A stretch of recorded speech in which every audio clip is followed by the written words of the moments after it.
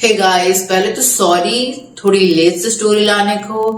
दो रीजंस है। एक तो मैं होली में बिजी थी। आई होप आप लोग सबने भी होली खूब मजे से मनाई होगी। मेरा तो फेवरेट फेस्टिवल है।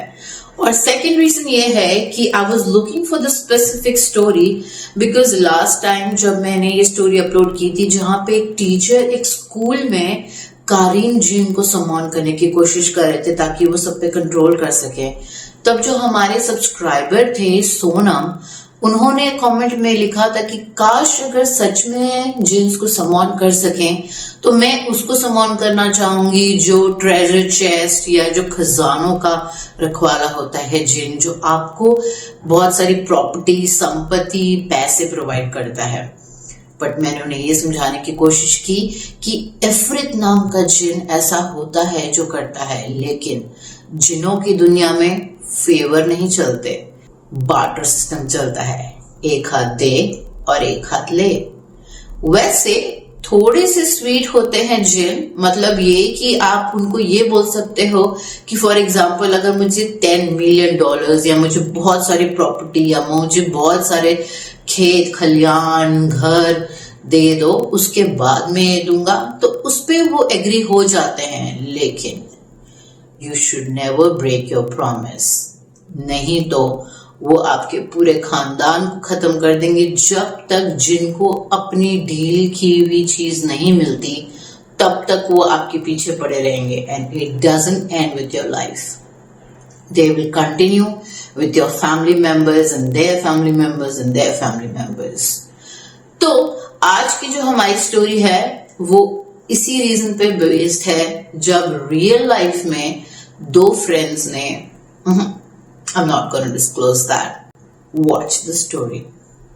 और इससे पहले कि हम स्टोरी शुरू करें, अगर आप हमारे चैनल पे न्यू हैं, if you are watching me for the first time, do not forget to subscribe for horror stories, mysterious entities, places and stuffs that is beyond our imagination, but they exist in this reality.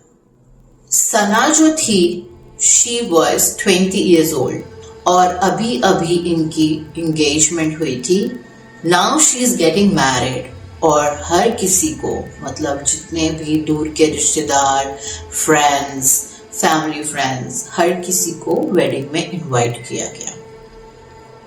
इसी तरह invite किया गया आशी को भी। आशी जो सना के पापा की फ्रेंड की बेटी है, मतलब वो फैमिली फ्रेंड्स थे। सना के पापा और आशी के पापा दोनों बचपन के फ्रेंड्स थे और दोनों सेम गांव से बिलोंग करते हैं। तो सना और आशी भी बचपन की फ्रेंड्स थी, लेकिन आगे जाके आशी के पापा गांव से शहर को शिफ्ट हो गए और आशी की स्टडीज वगैरह सब कुछ बाहर ही हुई है। Now they both are of certain similar age. Sana जहां 20 की है, आशी समवेयर अराउंड 22 समथिंग। आशी की शादी हो चुकी है, लेकिन it was a normal marriage, तो वो लोग ने किसी को इनवाइट नहीं किया था, ज्यादा कुछ खास हुआ नहीं था।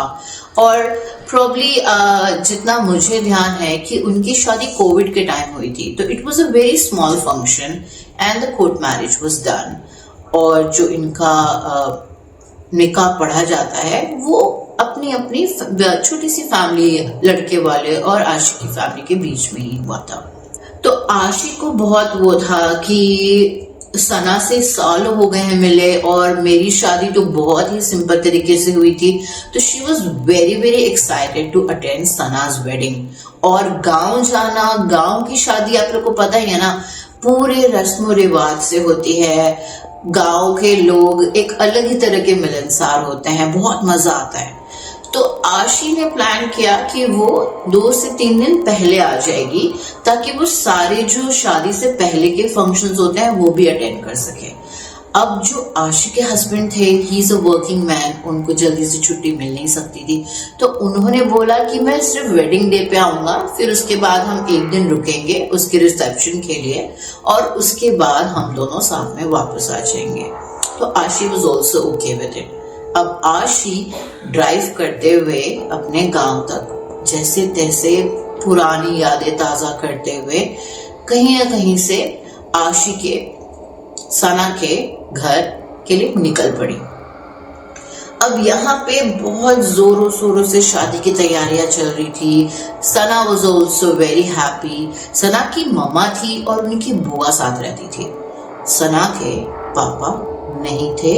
जब सना पैदा हुई थी तब उसके पापा का देहांत हो गया था, वो चल बसे थे, तो उसकी मम्मा और बुआ ने ही उसे बड़ा किया है।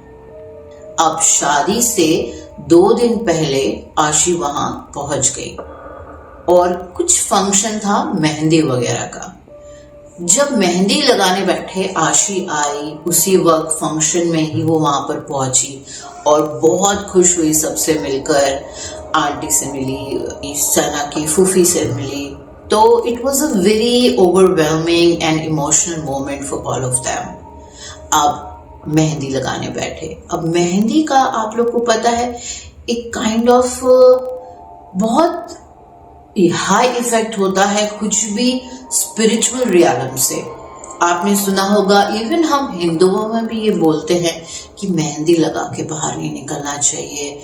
मेहंदी की सुगंध बहुत इंटॉक्सिकेटिंग होती है, तभी शादियों में, फेस्टिवल्स में मेहंदी लगाया जाता है। औरतें चाहे कोई भी धर्म की हो, मेहंदी का प्रचलन हर रिलीजन में होता है। अब क्या हुआ कि जब सबको मेहंदी लगाई जा रही थी, एक स्पेशली डिफरेंट बुलाई गई थी ब्राइडल मेहंदी के लिए, वो सना को मेहंदी लगा रही थी, लेकिन कुछ अजीब सा हुआ जो सब लोग एकदम स्टार्टल रह गए, सब लोग एकदम परेशान रह गए कि ये क्या हो रहा है। अब हुआ क्या कि जो वो मेहंदी लगाने वाली थी वो कुछ भी डिजाइन बना रही थी तो वो डिजाइन बन ही नहीं रहा था, मतलब कुछ ना कुछ गड़बड़ हो जाता था, जबकि वो पूरी प्रोफेशनल थी तो उसे वो रिमूव करना पड़ता था। अब वो उसको खुद को समझ नहीं आ रहा था और उसको ये लगता था कि अगर मैं ये बात शेयर करूंगी ब्राइडल से तो उसे लगेगा कि उसने बिल्कुल एक अनप्रोफेशनल को हायर किया है। तो वो चुपचाप ना जितना भी उससे सिंपल डिजाइन बने वो बनाई जा रही थी, लेकिन सिर्फ उसे पता था कि उसके हाथ अपने आप चल रहे थे। और जब डिजाइन बन के तैयार हुआ तो हाथ के बीच सना के एक आंख थी और बीच में ना कुछ मंत्र लिखा हुआ था। वो उसको समझ में नहीं आया। अब सना ने बोला कि ये क्या बनाया है आपने, ये ऐसी डिजाइन तो मैंने कभी किसी ब्राइडल के हाथ में नहीं देखी। तो जो वो मेहंदी आर्टिस्ट थी उसने बात टालने के लिए बोल दिया कि मैम ये लेटेस्ट डिजाइन चल रहा है और ये इसलिए है कि आपको किसी की भी नजर ना लगे, और बीच में जो मंत्र है वो एक प्रोटेक्शन मंत्र है, ताकि आपको पता है ना मुस्लिम्स में तो हमारे जितने भी दोस्त यार हैं सबने हमेशा ये बताया है कि काफी ज्यादा प्रोटेक्शन स्पेल्स वगैरह और इनकी जो आयतुल कुर्सी है, ये सब कुछ नास है, ये सब कुछ हमेशा प्रोटेक्शन के लिए ये लोग बहुत ज्यादा यूज करते हैं। तो सना भी मान गई। अब उसी रात कुछ ऐसा हुआ जो सबसे मतलब भयानक था सना के लिए और आशी के लिए भी, क्योंकि आशी सना से बातें करना चाहती थी। दोनों फ्रेंड्स सालों बाद मिली थी, तो सना ने बोला कि आशी तुम आज मेरे ही रूम में सो जाओ, हम बातें करेंगे, गप्पे मारेंगे, एक दूसरे के बारे में और जानेंगे। लेकिन जब बात करके 2-2:30 बजे दोनों सोने लगे तो रात के 3 बजे थे। तो आशी को ऐसा लगा कि सना खड़ी हुई है, उसे लगा पानी वानी पीने के लिए उठी होगी। ज्यादा बढ़ जाता तो हो सकता है कि वो बातें कर रही हो अपने आप से, कुछ रिलैक्स होना चाहती हो। अब दूसरा दिन आया और उनकी कोई रस्म थी जिसमें जो दूल्हा होता है वो was not herself, वो कुछ बोल रही थी और उसकी आवाज उसकी जैसी नहीं थी, वो किसी और की आवाज लग रही थी लेडी की ही, पर किसी और की आवाज लग रही थी। और वो ये कह रही थी कि अगर ये शादी हो गई तो तुम सब मरोगे, ये लड़की की शादी नहीं हो सकती, ये लड़की कुंवारी ही रहेगी और मेरे साथ जाएगी।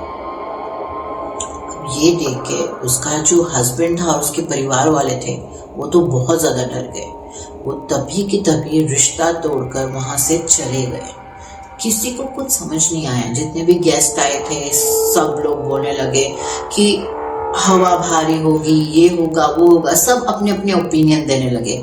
लेकिन आशी को थोड़ा सा कुछ समझ आ रहा था, क्योंकि आशी की जिससे शादी हुई थी इकबाल, वो रागी थे एक तरह के। वैसे तो वो आईटी इंजीनियर थे, लेकिन उनको ये सब में भी काफी इंटरेस्ट था और वो हमेशा आशी से शेयर करते रहते थे कि जिन होते हैं, कोई कोई जिन अब आप लोगों को, विमेंस को पोजेस कर लेते हैं, अपने साथ ले जाना चाहते हैं, अपने साथ रखना चाहते हैं। तो उसे कुछ ऐसा लगा कि कुछ तो है, कोई तो बात है।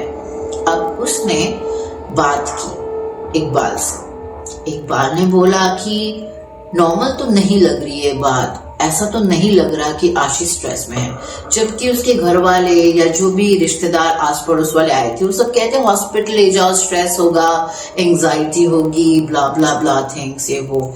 लेकिन आशी ने बोला कि नहीं, हम वेट करते हैं, इकबाल की फ्लाइट कल सुबह की है और उन्हें 2 घंटे लगेंगे गांव तक आने में, तो हम उनका वेट करते हैं। अब दूसरे ही दिन इकबाल आए। जैसे ही उन्होंने घर में कदम रखा, उन्हें कुछ फील हुआ जैसे यहाँ कोई है जो उन्हें देख रहा है। इकबाल ने आशी की तरफ इशारा करते हुए बोला कि यहाँ कुछ नॉर्मल नहीं है, यहाँ कुछ तो गड़बड़ है। अब उन्होंने नोटिस किया कि हर जगह कुछ ना कुछ टंगा हुआ है, जैसे यूज करते हैं ना हम लोग इविल आइज, कैट आइज, ये वो, कि नजर ना लगे, ऐसी सब चीजें। तो उन्होंने पता करने की कोशिश की कि ये सब क्यों है। तो जो सना की फूफी थी, उन्होंने बताया कि बचपन से ही सना को ये सब का बहुत वो है। वो हमेशा कहती रहती है कि उसे मतलब डर लगता है अंधेरे में, ये है वो है। तो हम हमेशा ना उसके आसपास ये रखते हैं ताकि साइकोलॉजिकली उसे ये लगे कि वो सेफ है। तो इकबाल ने सबसे पहले वो सारी चीजें वहां से हटवाई। अब उन्होंने ये कोशिश की वो सना के साथ बैठे और बातें करें। उन्होंने उसकी मेहंदी देखी और उन्होंने बोला कि आपने मेहंदी क्यों लगाई और किसने लगाई आपको ये मेहंदी। उसने कहा मुझे नहीं पता, मैंने तो मेहंदी वाली बाहर से हायर की थी और वो काफी प्रोफेशनल लग रही थी, एक्सपीरियंस लग रही थी, और उसने ये बोला कि ये तो लेटेस्ट ट्रेंड है।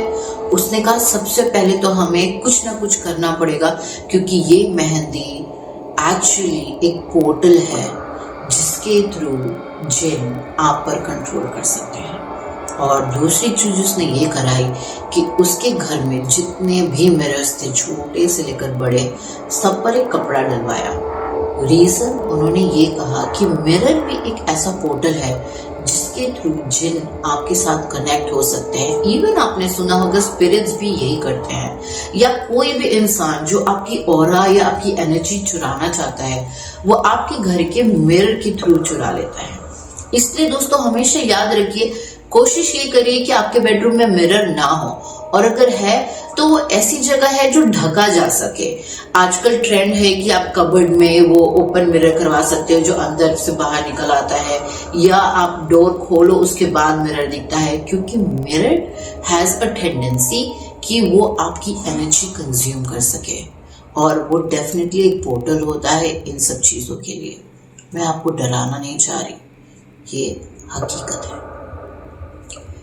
इकबाल ने ये सारे प्रिकॉशंस तो ले लिए, लेकिन उसी शाम फिर से सना थोड़ी सी वियर्ड बिहेव करने लगी।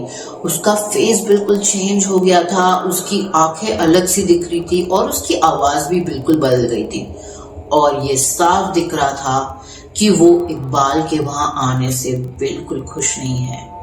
वो एक ही बात बार बार दोहराई जा रही थी इकबाल से, तुम्हें क्या लगता है तुम इस लड़की को बचा लोगे? ये लड़की मुझे दी गई है और मैं इसको लेकर रहूंगी। अब इकबाल ये कोशिश कर रहे थे जानने की कि अगर ये जिन है तो ये कौन सा जिन है और क्यों है, लेकिन उन्हें कुछ भी पता नहीं चल रहा था।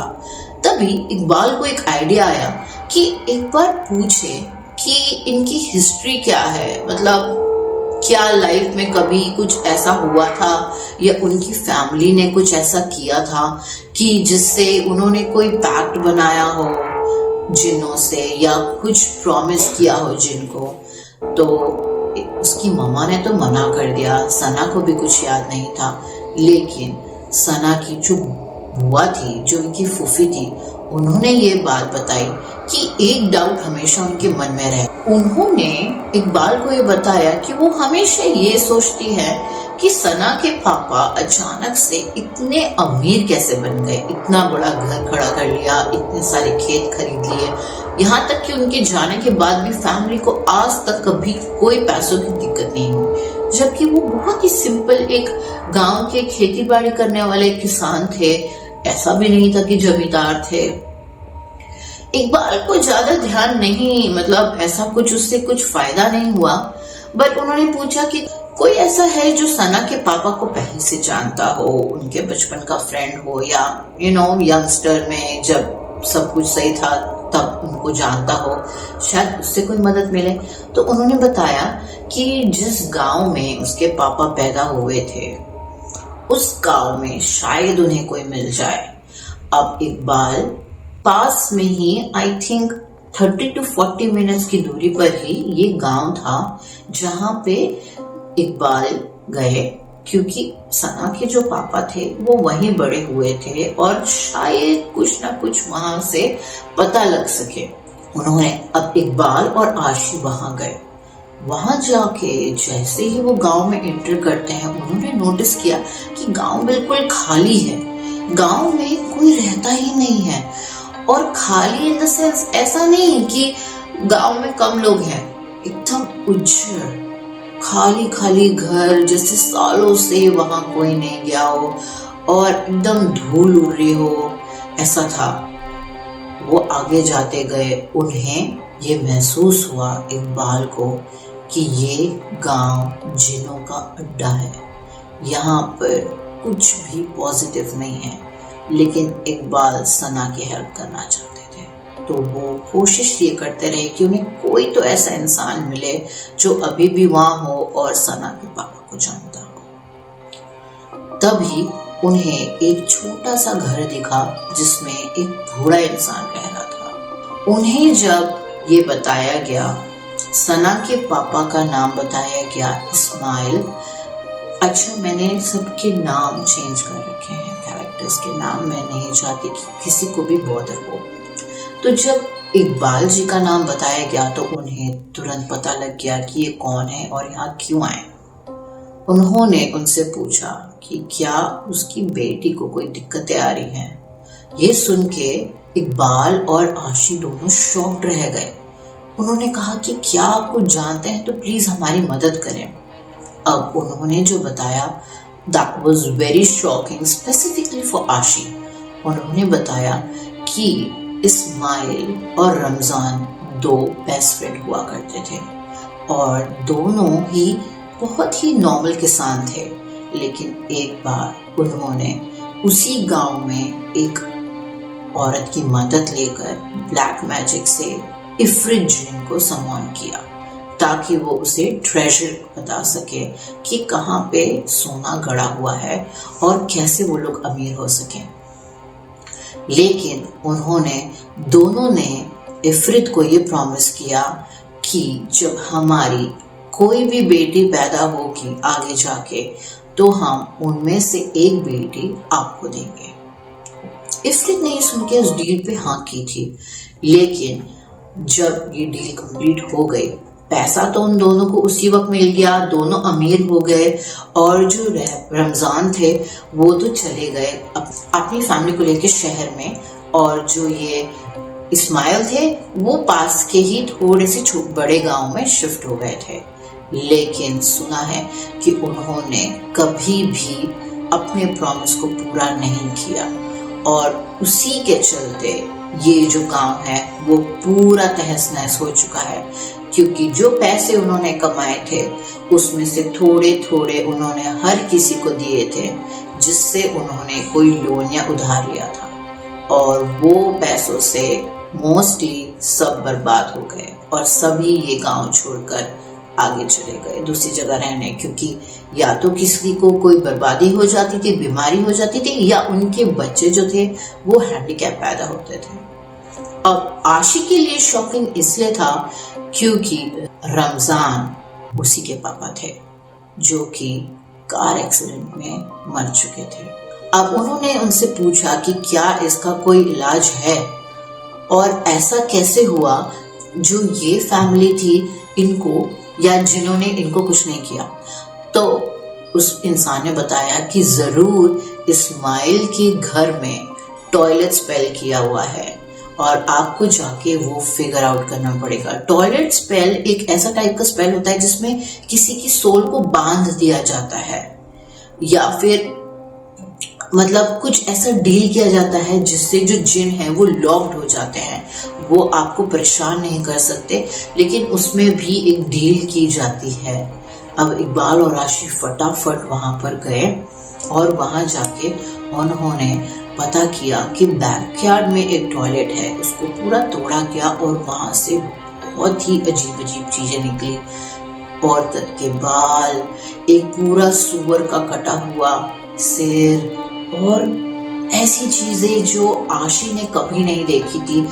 वो देखकर हर कोई आसपास बिल्कुल शॉक्ड रह गया था, लेकिन उन्हें लगा कि अब सब कुछ नॉर्मल हो गया है, ये स्पेल को इकबाल तोड़ देंगे और उसके बाद कुछ नहीं होगा, आगे सब सॉल्व हो जाएगा।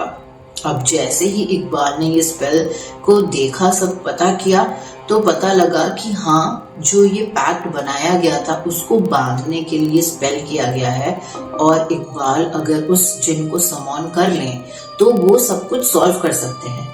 इकबाल ने यही किया, जिन को समॉन किया, उससे बोला कि अगर तू इन्हें छोड़कर नहीं जाएगा तो हम तुम्हें मार डालेंगे, हम तुम्हें जला देंगे। अब उस जिन ने ये बताया, जो आशिके और सना के पापा थे, इन दोनों ने ये प्रॉमिस किया था कि वो अपनी एक बेटी हमें देंगे जो हम हमेशा के लिए लेकर जाएंगे हमारी अपनी दुनिया में। लेकिन उन्होंने अपना प्रॉमिस कभी पूरा नहीं किया और अब एक बेटी तो हमें चाहिए ही चाहिए। इफरित की ट्राइब थी, उन्होंने बोला हम इसके बिना वापस नहीं जाएंगे। जो इकबाल थे उन्होंने अपनी पावर से उस वक्त उस जिन को वहां से हटा दिया, खत्म कर दिया। सब कुछ शांत था, सब कुछ नॉर्मल था। तभी इकबाल को एक फोन आता है कि जो वो बूढ़े इंसान थे वो उन्हें कुछ बताना भूल गए हैं और वो चाहते हैं कि वो जल्दी से जल्दी वहां आए। अब वापस से शादी की तैयारियां चल रही थी, तो आशी ने बोला आप एक काम करो, आप जाओ, क्योंकि ये भी बहुत जरूरी है, सब कुछ नॉर्मल होना चाहिए, मैं यहाँ रुकती हूँ। जैसे ही इकबाल वहां से निकले, कुछ ऐसा हुआ जो आप सोच भी नहीं सकते। सना और उसकी माँ, वो लोगों ने आशी के सिर पे एक डंडा मारा और उसे बेहोश कर दिया। उससे एक ऐसी जगह ले गए जहाँ पे एक पेड़ पे बहुत कुछ बंधा हुआ था, साफ दिख रहा था कि यहाँ ब्लैक मैजिक होता है। हड्डियां टंगी हुई थी, डॉल्स टंगी हुई थी, और एक खड्डा खोद के आशी को वहां गाड़ दिया। और जब उसे होश आया तो उसे कुछ समझ नहीं आ रहा था कि वो कहाँ है, क्या हो रहा है और ये सब कैसे हुआ। जब इकबाल उस गांव में पहुंचे तो उस बूढ़े इंसान ने उन्हें बोला कि वो तो कभी फोन तक यूज नहीं करते और उन्होंने ऐसा कुछ नहीं किया। इकबाल को लगा कि कुछ तो गड़बड़ है, उन्हें पागल बनाया गया है, उन्हें स्कैम किया गया है, तो जल्द से जल्द वहां पर आए। अब जैसे ही इकबाल वहां तक पहुंचे, सेम इकबाल के सिर पे डंडा मारकर उन्हें भी बेहोश कर दिया गया और वहां पर उन्हें एक रूम में लॉक कर दिया गया। सना और उसकी मॉम ने ब्लैक मैजिक के थ्रू इफरित जिन और उनकी ट्राइब्स को समॉन किया और बोला कि आपको उन दोनों में से एक लड़की चाहिए थी, हम आपको आशी दे रहे हैं, आप इसे ले जा सकते हैं और सना का पीछा हमेशा के लिए छोड़ दें। वो वैलिड था क्योंकि आशी भी उनमें से ही थी, जिन्होंने जिनको सम्मान किया था और प्रॉमिस किया था कि हम अपनी एक बेटी आपको देंगे। जब तक इकबाल को होश आया, इकबाल ने चिल्लाचिल्ली की। गांव वालों ने उनकी आवाज सुनी और गेट खोला। इकबाल को कुछ समझ नहीं आ रहा था, घर पूरा खाली था, कोई नहीं था उस घर में। इकबाल आशिक को ढूंढते रहे, गांव वाले से पूछा, लेकिन किसी को कुछ भी नहीं पता था। आज तक कभी आशिक को नहीं ढूंढ पाए हैं, आशिक कहीं नहीं मिली। और जो सना, उसकी माँ और जो उनकी फूफी थी, वो उस गांव को छोड़ के जा चुकी थी। इकबाल ने बहुत कोशिश की कि वो इन लोगों को ढूंढ सके, पूछ सकें कि उन्होंने आशी के साथ क्या किया, लेकिन शायद आशी अब उस दुनिया में थी ही नहीं। इफरित और उनकी ट्राइब्स ने उसे कंज्यूम कर लिया था। मैं जानती हूँ कि फ्रेंड्स बहुत इम्पोर्टेंट होते हैं, पर हमेशा क्लोज फ्रेंड्स हों या दूर के फ्रेंड्स हों, न्यू फ्रेंड्स हों या ओल्ड फ्रेंड्स हों, अपना ध्यान हमेशा रखें और राती टॉक्स को सुनते रहें।